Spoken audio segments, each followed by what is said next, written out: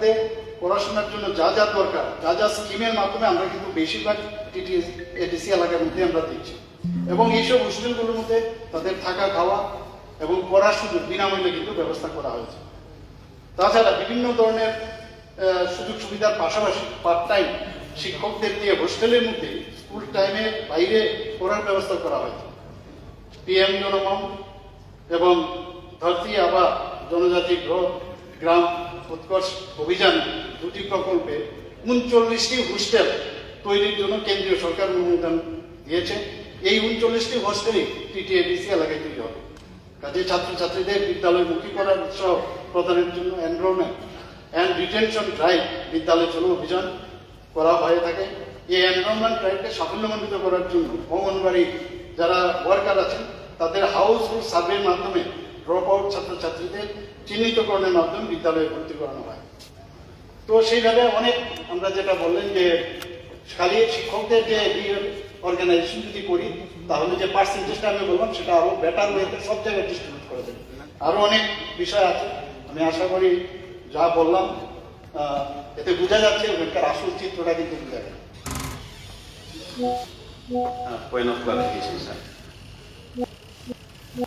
গত দৈনিক সংবাদ পত্রিকায়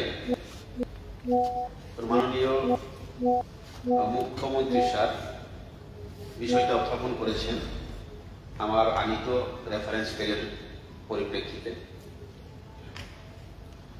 বাস্তব সত্যি আমি এই রেফারেন্স পেজের মাধ্যমে এই বিষয়টা আনার উদ্দেশ্য হচ্ছে বিভিন্ন সমস্যা এডিসি এলাকার স্কুলগুলিতে থাকে। তো রাজ্য সরকার এবং এডিসি সরকার মিলে যেহেতু আমরা এখন জোট সরকারে আছি, তো এই সমস্যাগুলি কিভাবে সমাধান করা যায় তার জন্য আমি এই হাউসের মধ্যে কিছু আলোচনার জন্য এই বিষয়টা এনেছিলাম। অনেকগুলি এডিসি স্কুলগুলিতে যেমন ছাত্র সংখ্যা চরম আকারে, কেন ছাত্রের সংখ্যা দিনে দিন কমে যাচ্ছে সেগুলো আমি কিছু বিষয় তুলে ধরতে চাই এই হাউসের মধ্যে। আমাদের বেশিরভাগ এডিসি এলাকায়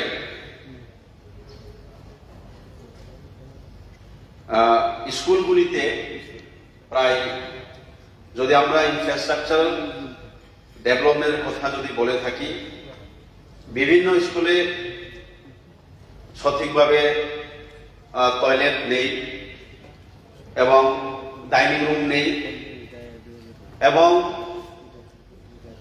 স্কুলে যেতে কোনো অ্যাক্সেসিবল একটা প্রপার রুট কমিউনিকেশন নেই, এবং আরো প্রায় 50% স্কুল বলাই চলে যে ইলেকট্রিসিটি কানেকশন এখন অবধি বিভিন্ন স্কুলে নেই। তো বিভিন্ন যে কারণ থাকতেই পারে, তো কারণ বা সমস্যাগুলিকে কিভাবে আমরা সমাধানের পথে আমরা এগিয়ে যেতে পারি, যেহেতু আমরা এখন তীব্রামথা বিজেপি সরকার যদি আমরা যেহেতু সরকারে আছি, এই হাউসের মাধ্যমে আমি কিছু আলোচনা রাখতে চাই, তাই আমি এখানে বললাম। এবং আরো বিষয় আছে, আজকালের ছাত্রছাত্রীরা যেমন বেশিরভাগ ইংলিশ এডুকেশনের দিকে ঝুঁকে যাচ্ছে, কিন্তু বেশিরভাগ স্কুল এখনো এডিসি পরিচালিত স্কুলগুলিতে হোক বা রাজ্য সরকার পরিচালিত স্কুলগুলিতে হোক, তো বাংলা মিডিয়াম স্কুল হওয়ার দরুন বিভিন্ন ছাত্রছাত্রীরা আগ্রহ দেখাচ্ছে না।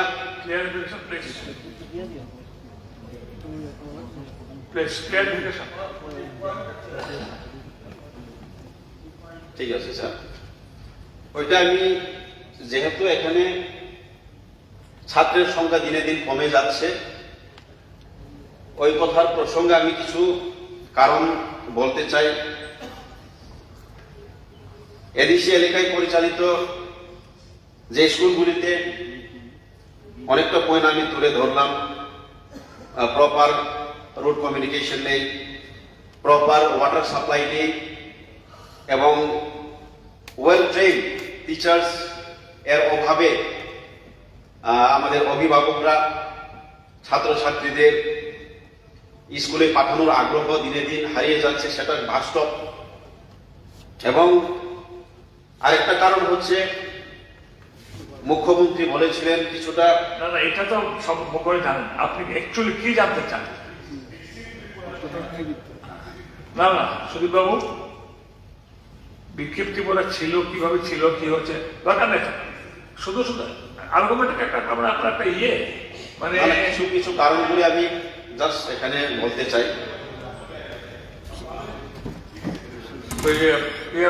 পাঠান বাবু মোটামুটি মাননীয় মুখ্যমন্ত্রী বুঝেছেন আপনি যা যা বলতে। এবং আরেকটা পয়েন্ট লাস্টে স্যার একটা রাখতে চাই, ঠিকই আছে আমাদের ল্যাক অফ অ্যাওয়ারনেস অফ প্যারেন্টসদের, অভিভাবকদের যে অসচেতনতার অভাবে, ওইটাও একটা কারণ আছে স্যার। কারণ এবং আরেকটা কারণ হচ্ছে গত সেশনে আমি বলতে চেয়েছিলাম যে এই যে মুখ্যমন্ত্রী স্যার বলেছিলেন যে গতবারে প্রায় 1,20,00,000-এর মতো মেইনটেনেন্সের যে খরচার বাবদ দেওয়া হয়েছিল, এবং এই বছরেও এইভাবে রাখা হয়েছিল প্রায় 2025-26 ফাইন্যান্সিয়াল ইয়ারে for education department only 1.6 crore S transfer fund হিসাবে রাখা হয়েছিল। কিন্তু এডিসি এলাকায় স্কুল প্রায় 1625টা স্কুল আছে, তো মেইনটেনেন্সের জন্য হোক, টয়লেটের জন্য হোক, এবং প্রপার ডাইনিং কিচেন হলের জন্য হোক।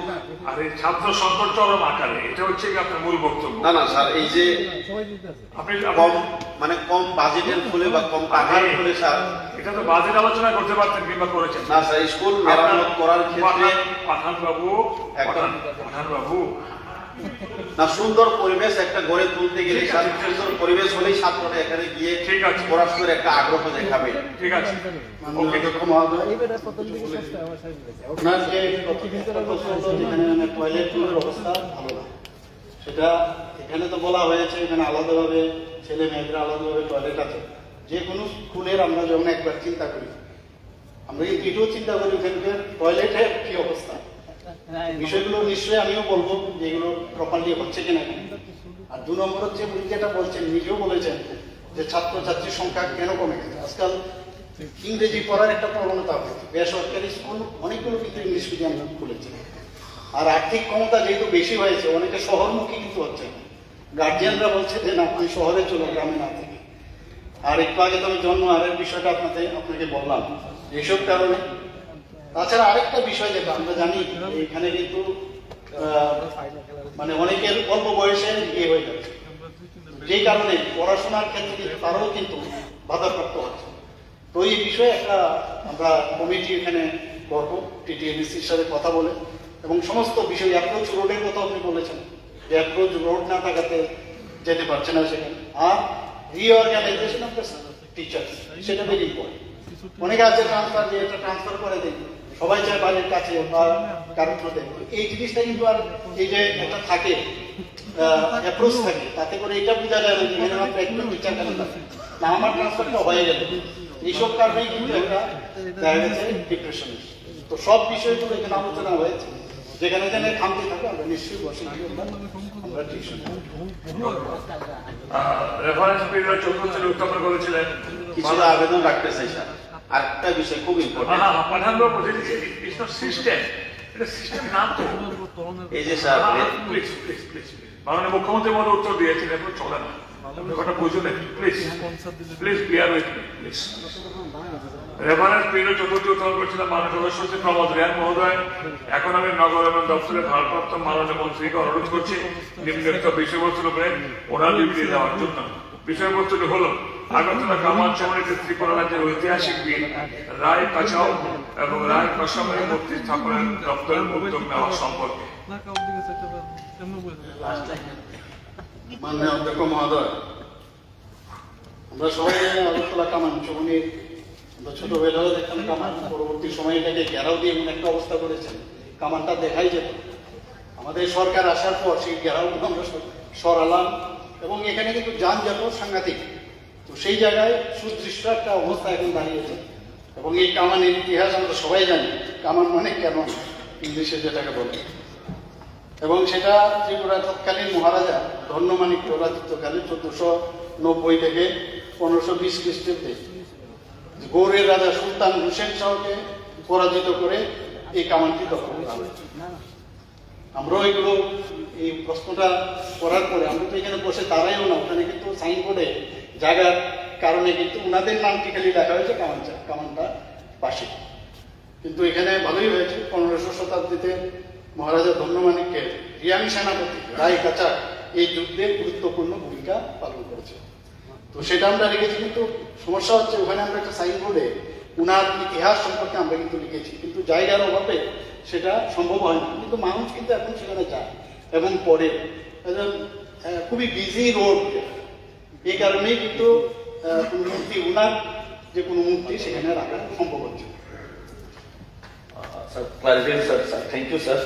অ্যাকচুয়ালি স্যার আমার চমনে যদি ওখানে না হোক তাহলে স্যার যেমন এখানে স্যার একরকম যে গোডেস মা ত্রিপুরেশ্বর, আমরা যে ত্রিপুরের সুন্দরী করি স্যার উদয়পুরে যেটা স্যার, ওইটাও তো স্যার ধন্যমাণিক্য এরাই এনেছে। তো যদি ওইখানে না হোক স্যার, যদি আমার চমনে ঠিক আছে এখানে না হোক, তাহলে স্যার ওইখানেও তার মেমোরিয়াল একটা স্ট্যাচু করলে ভালো হয়। আর স্ট্যাচুটা অলরেডি কমপ্লিটেড আছে স্যার, এটা নজরুল কলাক্ষেত্রে থাকে স্যার, এটাই স্যার। Thank you sir. মাননীয় অধ্যক্ষ মহোদয়, এটা আমাদেরও ভালোই লাগতো যদি ওখানে করা যেত, কিন্তু জায়গার কারণে যে প্রপোজালটা দিয়েছেন যে রায় কাচাক এবং রায় কাশেমের ত্রিমূর্তি, সে বিষয়ে পরবর্তী সময়ে মেয়র সাহেব এখানে উপস্থিত আছেন, পরে বসে কথা বলবো, ওনাকে সম্মান দেওয়া যায়। ঠিক আছে। রেফারেন্স পিরিয়ড পঞ্চমটি এনেছিলেন, উত্থাপন করেছিলেন মাননীয় সদস্য শ্রীমতী কল্যাণী সাহারায়। এখন আমি সিএম সেক্রেটারি দপ্তরের ভারপ্রাপ্ত মাননীয় মন্ত্রী মহোদয় অনুরোধ করছি নিম্নোক্ত বিষয়বস্তু ওনাকে দিয়ে দেওয়ার জন্য। বিষয়বস্তু হল 23 মার্চ দৈনিক সংবাদ পত্রিকায় প্রকাশিত সংবাদ মুখ্যমন্ত্রীর সাথে বৈঠক রিলায়েন্স জিও প্রতিনিধি দলের এই সম্পর্কে।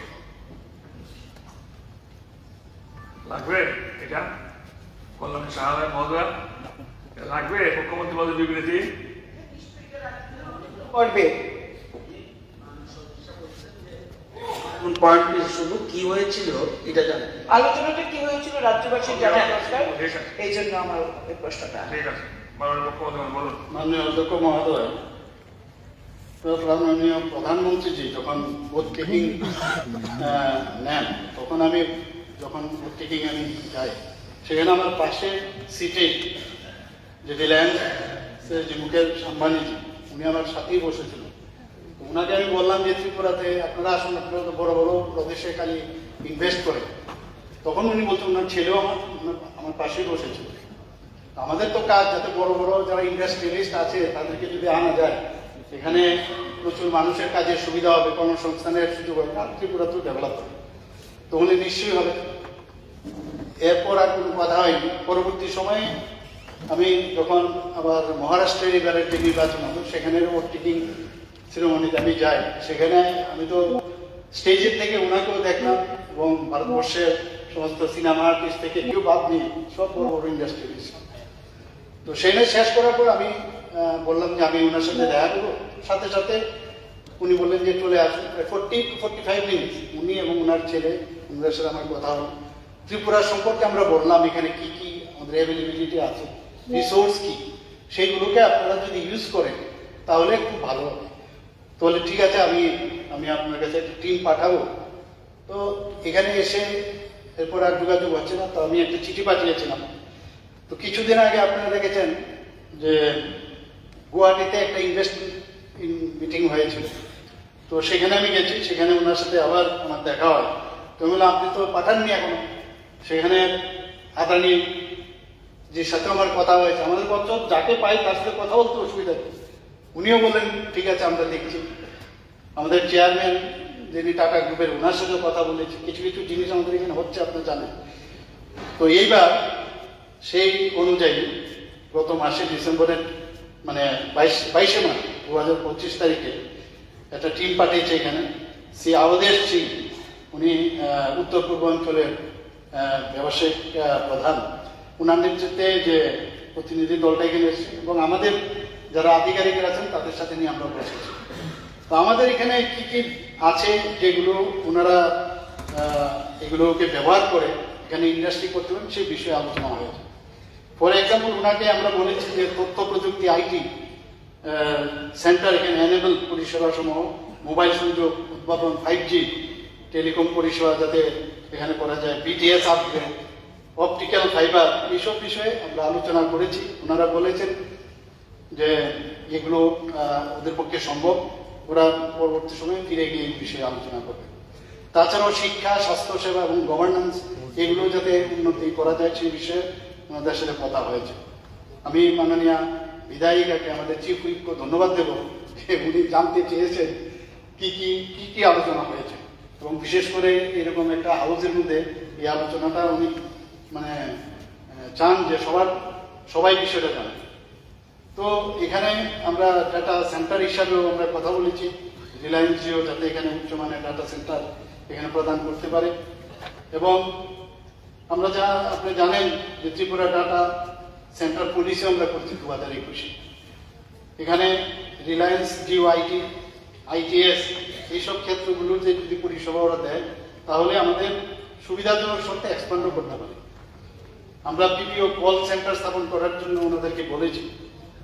তাছাড়া এখানে ইনোভেশন এবং ইনকিউবেশন পার্ক স্থাপনের জন্য আমরা তার জন্য ওনাদেরকে বলেছি। Reliance group, Reliance BP mobility limited তারা বৈদ্যুতিক যানবাহন চার্জিং স্টেশন, তেলের ডিপো এবং রিটেল পেট্রোল পাম্প স্থাপনের বিষয়ে আলোচনা হয়েছে। ব্যাম্বু থেকে ইথানল তৈরি করা যায় কিনা, আপনারা জানেন মাননীয় প্রধানমন্ত্রী যে খুব জোর দিয়েছেন যে এটাকে ব্লেন্ডিং যদি করা যায়, তো এতে করে আমাদের এখানে প্রায় 12 বিলিয়ন মেট্রিক টন বাঁশ আমাদের এখানে আছে। এবং সাধারণত কি হয়, এই যে ইথানলটা সুগার কেন এবং ট্রেডিশনাল যে ফিড স্টক আছে সেখান থেকে হয়, কিন্তু এগুলোতে খরচ সাপেক্ষ এবং আবার ফিল আপ করাটা সমস্যা হয়। কিন্তু যদি বাঁশের থেকে করা যায়, একটা দামও কম, আবার সেটা রিফিলিংও সুবিধা আছে, সেই বিষয়ে আলোচনা হয়েছে। তো এর থেকে এই শিল্প যদি এখানে করে তো ফুয়েল গ্রেড ইথানল হবে এবং এসিটিক অ্যাসিড, বায়োকোল, ফার্মাকিউরাল ইত্যাদি উৎপন্ন হবে। এতে করে 20% যে ইথানল মিশ্রণের লক্ষ্য, যেটা আমাদের সেন্ট্রাল গভর্নমেন্ট ইস্যু নিয়েছে, ভারতের কার্বন হ্রাস এতে যে প্রতিশ্রুতির অংশ, সেটা ফুলফিল হবে। ইকো ট্যুরিজমের বিষয়ে আমরা কথা বলেছি। এখানে ত্রিপুরাতে আমরা জানি যে জীববৈচিত্র্য সমৃদ্ধ রাজ্য, 73% আমাদের ফরেস্ট, সেই এলাকার মধ্যেও যাতে এই উদ্ভিদ ও পানি সংরক্ষণ করার উপরে ওনারা যদি ন্যাশনাল পার্ক বা এরকম ওয়াইল্ড সেঞ্চুরিজের কথা চিন্তা করতে পারে, আমাদের বাইসন, বন্য হাতি, মেঘলা চিতা, তাছাড়া 9টি প্রজাতির প্রাইভেট বন্যপ্রাণীর আবাসস্থল, স্পেকটেকল ল্যাঙ্গুর, হলো গিবন, এগুলো বিষয়ে ওনাদের সাথে কথা হয়েছে। আমাদের এখানে যদি ওয়াইল্ড লাইফ ট্যুরিজম করা যায়, ইকো ট্যুরিজম করা যায়, ওয়াইল্ড লাইফ কনজারভেশন, এই বিষয়ে সমস্ত বিষয় আলোচনা হয়েছে। ওনাদের কাছে আমরা প্লেস করেছি, কারণ ওনারা কিন্তু বন্যপ্রাণী সংরক্ষণ যে Vantara life initiative already Gujarat নিয়েছে, কেন যে এলিফ্যান্ট সেঞ্চুরি করা যায় কিনা সেই বিষয়ে ওনাদের কাছে কথা হয়েছে। রাবার আমাদের কেরালার পরে সেকেন্ড, সেখানে যদি এটাকে যোগ করা যায় তাহলে সেখানেও কিন্তু আর্থিকভাবে আমাদের যারা এখানে লেবাররা আছেন, যারা শ্রমিকরা আছেন, তাদেরও কিন্তু লাভ হবে, প্লাস পাশাপাশি আমাদের ত্রিপুরা ইনকাম কিন্তু অনেক ভালো।